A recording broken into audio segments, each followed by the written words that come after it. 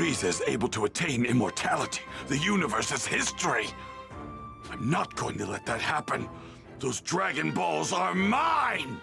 Alright guys, we've completed the Saiyan Saga and now it's time for the Namek Saga. If you haven't seen the Saiyan Saga yet, it's probably a good idea to watch that first.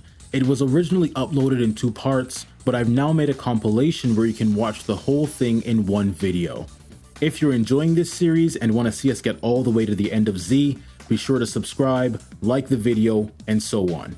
Now without further ado, let's begin.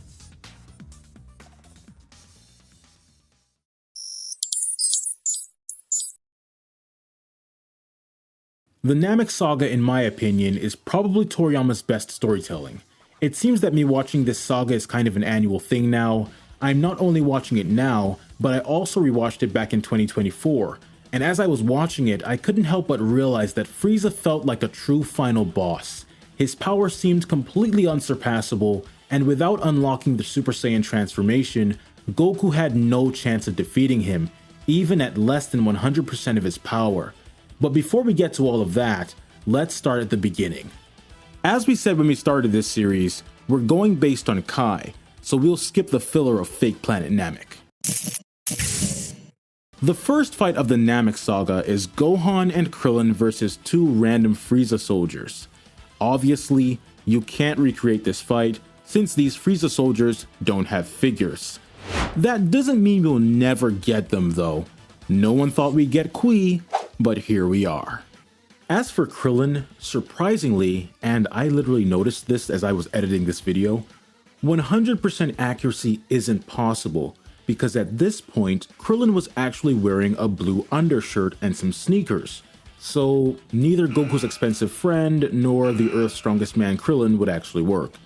Earth's Strongest Man has a blue undershirt but the wrong shoes, so that one is actually the closer of the two, but still not perfect. As for Gohan, you can use the same kid-era Gohan figure we mentioned in the Saiyan Saga, but you'll have to use the bowl-cut hairstyle this time instead of the longer hairstyle that he had in the Saiyan Saga. Yo, Vegeta, word is somebody we all know and love got their butt handed to them. After this, we have Vegeta versus the guy we mentioned earlier, Kui. Who? Exactly. Most people probably never thought we'd get a figure of this guy, but we did. In 2024, Bandai threw a curveball and released one of the most forgettable characters in the whole series. He didn't even have a prototype on display somewhere first, he just showed up.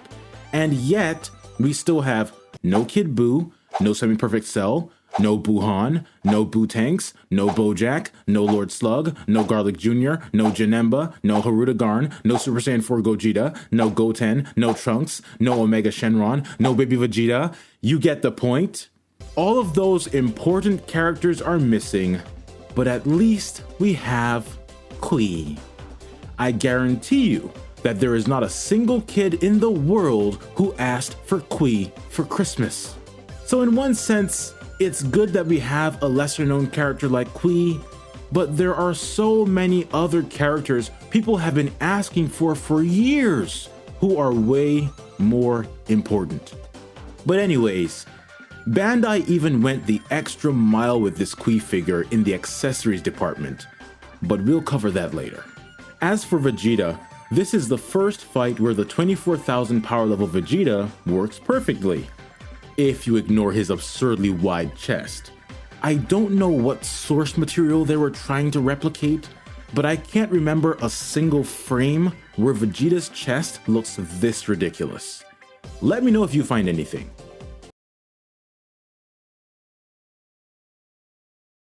Also, the gap in his neck is atrocious, but we'll talk more about Bandai's love of gaps later in the series.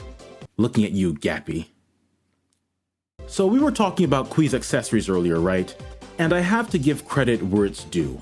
Bandai actually included a faceplate from when Vegeta sent him to the afterlife, and it's pretty spot on. You're not going anywhere!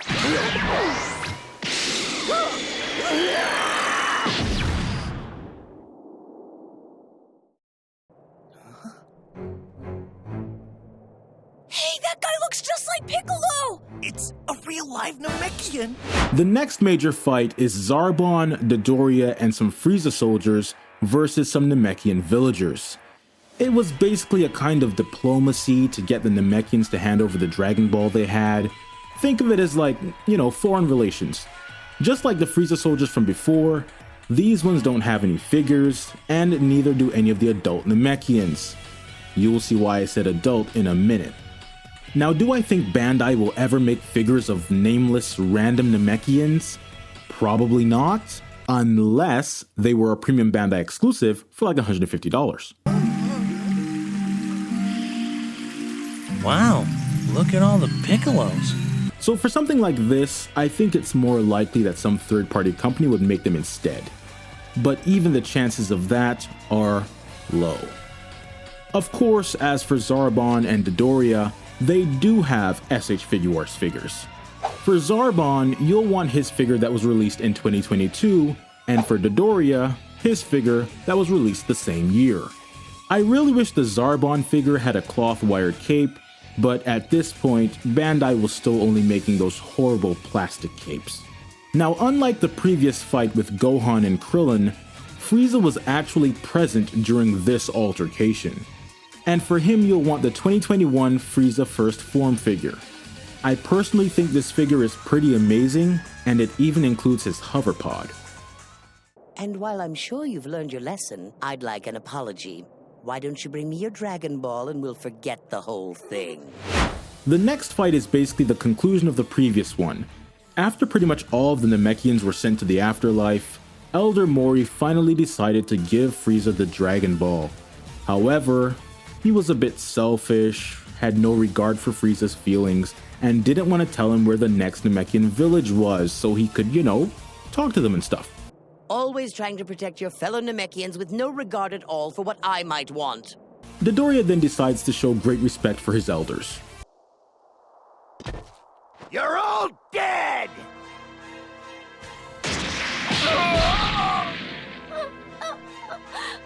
After Dodoria then obliterates the Namekian kid, which was kinda tough to watch to be honest, and ends Elder Mori, Gohan couldn't watch anymore. And I won't watch this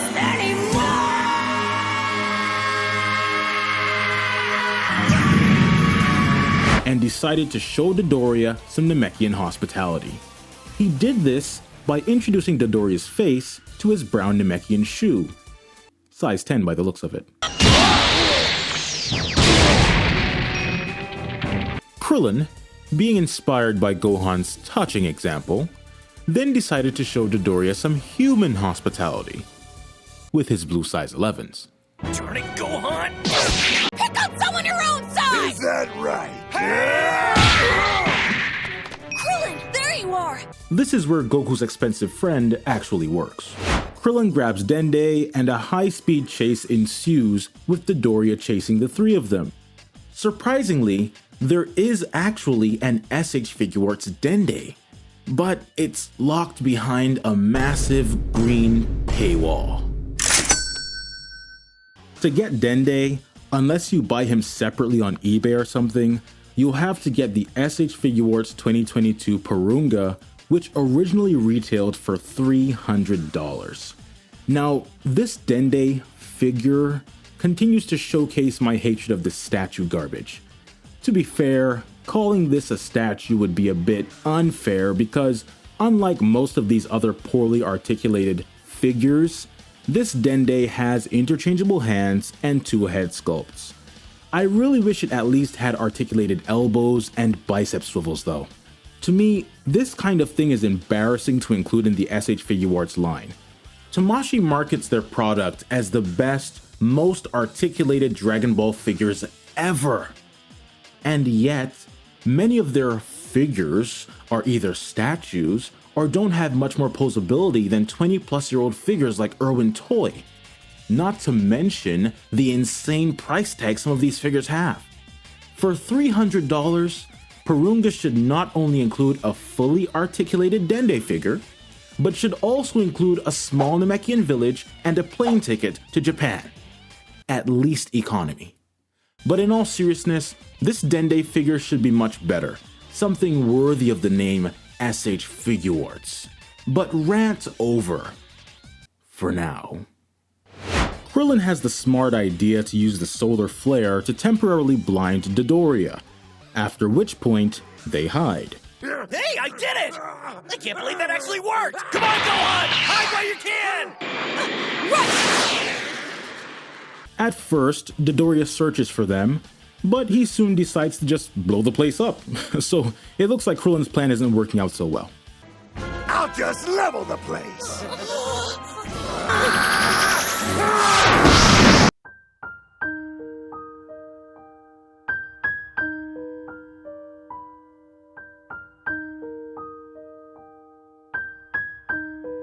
Thinking that he ended all three of them, Dodoria goes on about his day. Until he runs into a salty, bitter, tailless Vegeta. Dodoria was just casually flying along, enjoying the Namekian scenery, when Vegeta decided to take a page out of Krillin and Gohan's book and show Dodoria some Saiyan hospitality with his new white boots. Size 12. At least it's not that big of a planet. Not too many places to...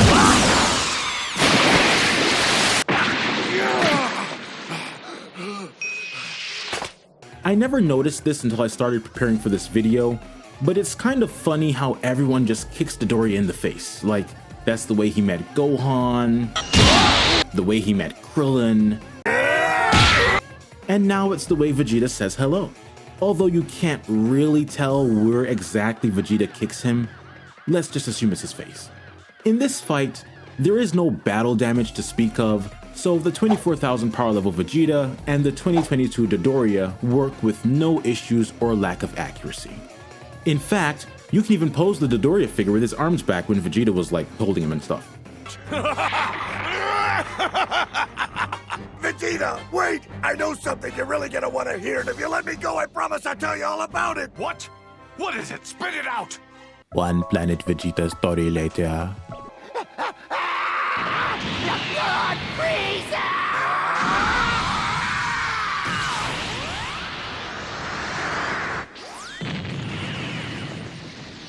Frieza's terrified of the limitless potential of a Saiyan's power. I was right. 20 or more Namekians with absolutely no idea what's been happening on their planet. The next fight after this is another Namekian massacre. And just like the last one, we don't have any Namekian villager figures, so you can't recreate any of this. To be fair, most of this encounter takes place off screen, so we don't see most of it anyways. Of course, 24,000 power level Vegeta would work for this as well, if we had some Namekians, so moving on.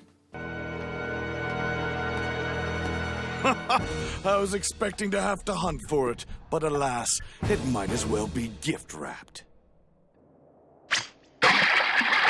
After Vegeta safely hides the Dragon Ball that he took from the Namekians, in a place that no one could ever possibly find it, It's just a watch, that's all! I'll get you for this! You won't escape my wrath! he senses Zarbon's power and decides to confront him.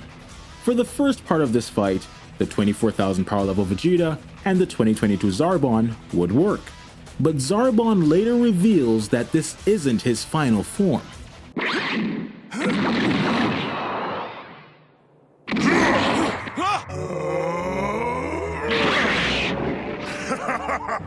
Repulsive, isn't it? Oh, but the trade-off in power is unbelievable, as you will see. Surprisingly, Tamashii actually released this form of Zarbon, giving it the name Zarbon True Power.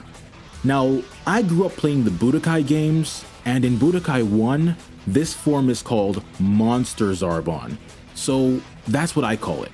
I don't know where Bandai got this True Power thing from. Monster Zarbon sounds much cooler. But back to the fight. After Zarbon transforms, he absolutely mops the floor with Vegeta. Or, I guess it's technically grass, so he mops the grass with Vegeta. No guys, I want you to really understand what I'm saying here.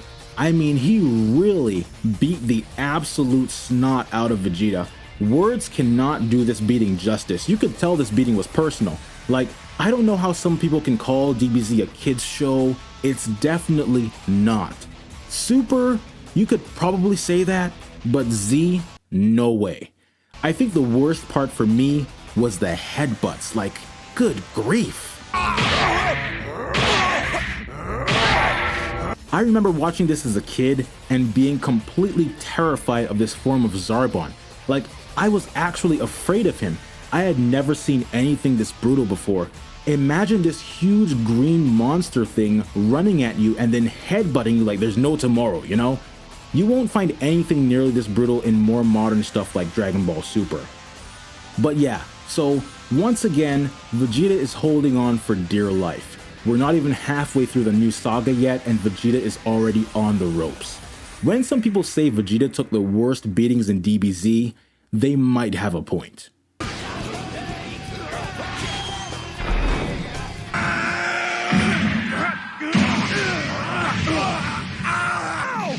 I've got him, Kakarot! He's all mine! What the...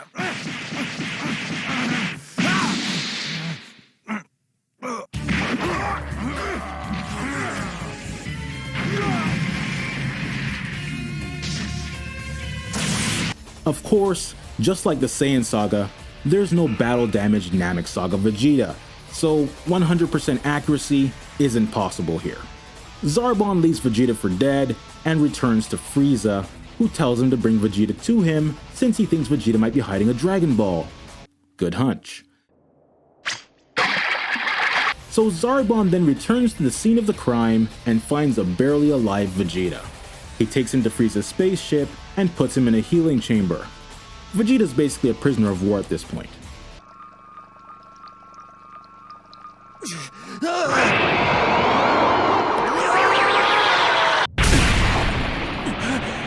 What? That explosion came from just down the hall!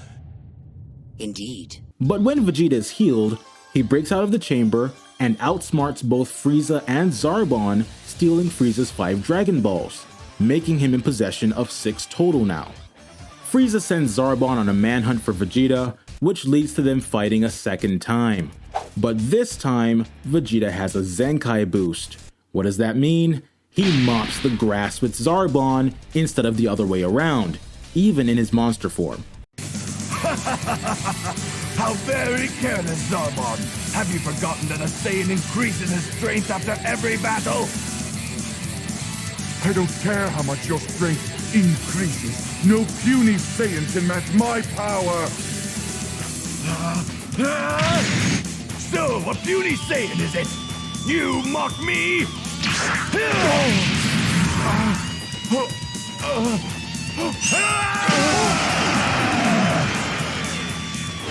At this point, Vegeta still has battle damaged armor, so we have the same problem as the last fight regarding battle damage and stuff like that. Being fed up with the incompetence of his forces, Frieza calls in the big dogs, the Ginyu Force. And the things they do to Vegeta, here we go again with Vegeta, Krillin, and poor little Gohan are just unspeakable. I mean, Gohan got kicked so hard that one of the manga chapters was called Son Gohan Dies, okay? So even Toriyama himself was like, yeah, he's gotta be dead. But we'll cover the Ginyu Force in the next video. If you want to join us for the next installment of this series, be sure to subscribe and let me know if you think Bandai should make Namekian villager figures or a battle damaged Namek Saga Vegeta. Thanks for watching and bye for now.